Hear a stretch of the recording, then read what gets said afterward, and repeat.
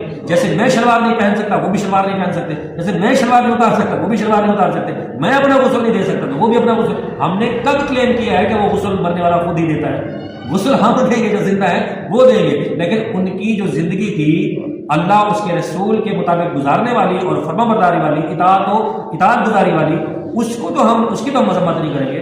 اس کو تو جیسے ایک بزرگ ہیں، وہ جاتے تھے دکان پر جاتے تھے اور پردہ ڈال دیتے تھے، شام تک 400 نوافل پڑھتے تھے، پھر شٹر بند کرتے تھے، گھر آ جاتے تھے، کہتے روزی لگی؟ ہاں بولا میں روزی کر کے آ گیا ہوں، پھر اللہ تعالیٰ غیب سے ان کو رزق عطا فرماتا تھا۔ تو بعض میں ایسے بھی ہوتے تھے، ہم تو دن بھر دیکھیں میں اپنے برابر کسی کو سمجھوں گا تب خرابی ہوگی، ہم اپنے برابر کسی کو سمجھیں گی نا، ہم دوسرے کو اپنے سے بہتر سمجھیں۔ جب ہم دوسرے کو اپنے سے بہتر سمجھیں گے نا تو انشاءاللہ کوئی وسوسہ نہیں آئے گا۔ کیوں کہ اس بندے کی زندگی یہ ہے کہ وہ صبح شام اللہ کو یاد کرتا ہے، درود شریف پڑھتا ہے، نمازیں پڑھتا ہے، نوافل ادا کرتا ہے، ذکر و اذکار کرتا ہے، اللہ کو راضی کرتا ہے، وہ مجھ سے بہتر ہے، وہ دعا کرے گا اللہ تقدیر بدل دے گا۔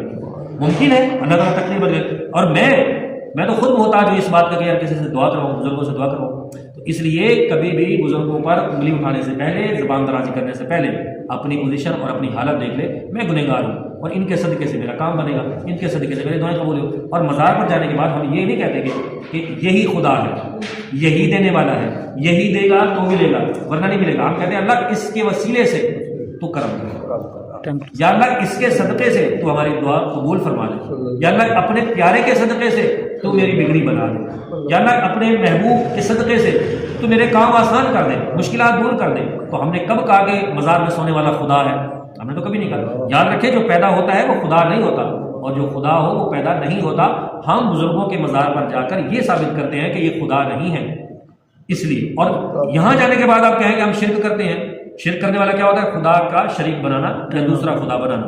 ہم نے نہ دوسرا خدا بنایا نہ خدا کا شریک بنایا، بلکہ شرک کی کاٹ ہے مزار پر جانا، کیونکہ مزار پر جو گیا ہے وہ مرا ہے، اللہ کو موت نہیں آتی۔